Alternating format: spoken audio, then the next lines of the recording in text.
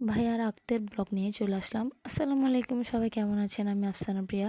আশা করি আল্লাহর রহমতে সবাই ভালো আছেন। এই যে বের হয়ে পড়বো, এখন সবাই রেডি টেডি হয়ে গেলাম ভাইয়ার আক্তে যাওয়ার জন্য। এটা ছিল 17 তারিখের ব্লগ। তো বাসায় চলে আসলাম। দেন সবাই যারা গেস্ট আসছে, বোর যাবতীয় কাপড় চোপড় সব কিছু দেখানো হচ্ছে। কি কি কেনাকাটা হলো, কি কি দিবে, ওগুলো বলা হচ্ছে। তো চিটাং মধ্যে কিছু নিয়ম আছে যা পালন করতে হয়। তো আমার আম্মু, আমার আপু শাশুড়ি, আমরা বোনরা মিলে সবাই এই নিয়মগুলো পালন করতেছে, যাতে আমার ভাইয়ের জীবনটা ভালোই কাটে, সুন্দরই কাটে। তো ও অনেক হাসাহাসি করতেছিল, কারণ ওর থেকে লজ্জাও লাগতেছিল, আর ও বলতেছে এগুলো কি, এগুলো তো কুসংস্কার, আমার তো ভালো লাগে না এসব নিয়ম। তো আম্মু বলতেছে চুপ থাকো তুমি, এগুলো নিয়মগুলো পালন করতে হয়। কারণ নতুন একটা জীবন শুরু করতে গেলে অনেক নিয়ম নীতি থাকে, এগুলো পালন করতে হয়। তো মার কথা শুনে আমার ভাইও চুপচাপ হয়ে বসেছিল। অনেক হাসাহাসি করলাম আমরা ওকে নিয়ে। ও মানে অনেক কি বলবো, ও যে অনেক দুষ্টামি করতেছিল, সবাই ওকে নিয়ে অনেক ফাইজলামি করতেছিল।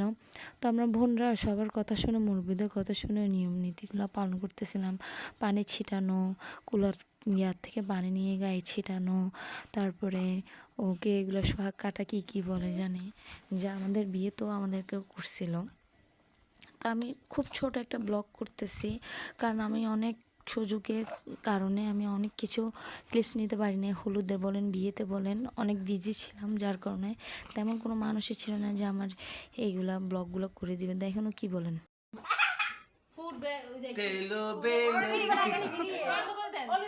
খুব দুষ্টামি করতেছিল। আমার ভাইয়ের জন্য সবাই দোয়া করবেন অবশ্যই অবশ্যই।